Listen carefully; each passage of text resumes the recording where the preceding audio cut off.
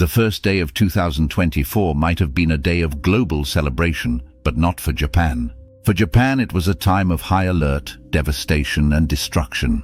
This country was hit by a massive 7.6 magnitude earthquake on January 1st, which was followed by over 155 smaller quakes, all of that in just a single day. The officials also blasted off highest-level warnings throughout the country, altering everyone about an incoming tsunami.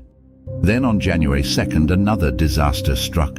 A Japan Airlines plane collided with a Coast Guard aircraft at Tokyo's Haneda Airport, and both burst into flames.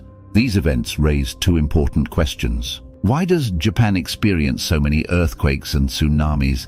And more importantly, how does Japan manage these disasters so well? Well, we are here to answer that for you. Before we start, we would like to welcome you to InfoMish. Make sure to subscribe to our channel for more exciting videos. Okay, let's circle back to our topic. Why is a land known for its tranquility and technological prowess so frequently hit by earthquakes and tsunamis? To understand the reason, let's take a look at our Earth's outer surface. Earth's outer surface is divided into 7 large sections or plates called tectonic plates. These plates make up the Earth's crust and the upper part of the mantle and float on the semi-fluid asthenosphere beneath them. Their plates are not stationary though. They are constantly moving, and their movement is driven by forces such as mantle convection, gravity, and the Earth's rotation. So the countries over them feel some of these movements.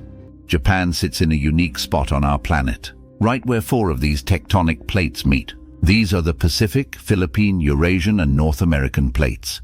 So Japan is present at a spot where these gigantic slabs of the Earth's crust jostle and grind against each other. And because they are always moving, sometimes they bump into each other, sometimes they grind past one another, and sometimes one gets pushed under the other. This constant tectonic movement is the main reason for the frequent earthquakes in Japan. Japan is also present on the Pacific Ring of Fire, which is the most geologically active area on Earth. It is the place of convergent boundaries between tectonic plates, and convergent boundaries tremble the most. So, once again, Japan finds itself at the epicenter of seismic activity. In these regions, the Earth's crust is not only colliding, but also overlapping, leading to significant pressure buildup. When this pressure is released, it triggers powerful earthquakes. Now, when these plates move, they don't just cause earthquakes.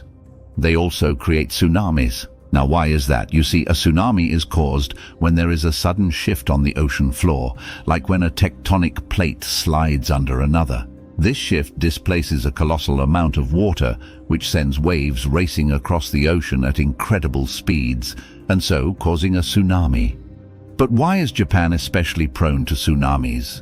Well, it is because of the Japan Trench. It is a deep, dark gash in the ocean floor, close to Japan's eastern coast.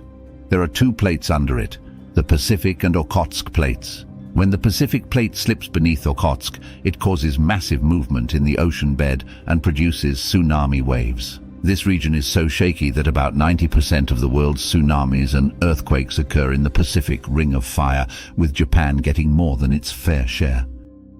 And because Japan is so close to this area, there is hardly any time to warn people before these waves hit the coast. So now you know the answer to the why.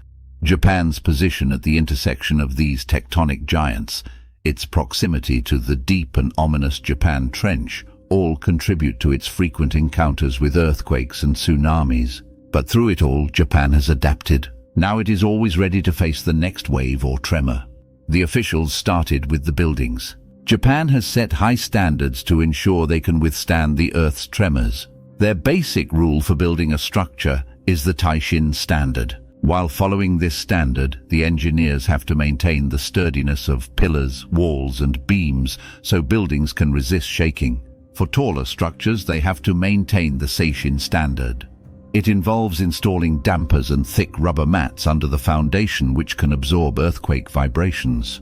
Then there is the top-notch Menshin standard. Buildings following this are the most secure in the event of a natural disaster.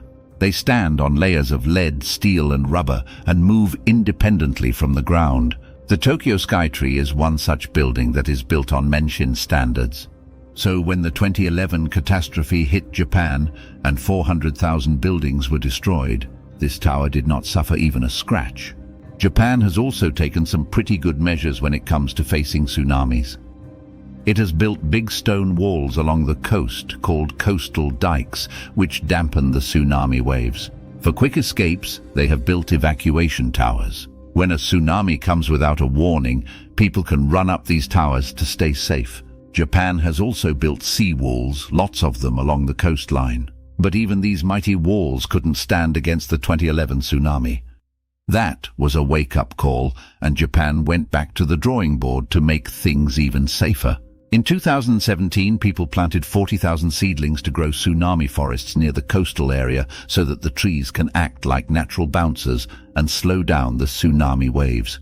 They also added more soil and rock to the land before constructing new buildings. The land is now 10 meters higher than it was before 2011. So it is less prone to tsunami damage. So while the New Year disaster was rough, it wasn't as bad as 2011 due to Japan's adaptations.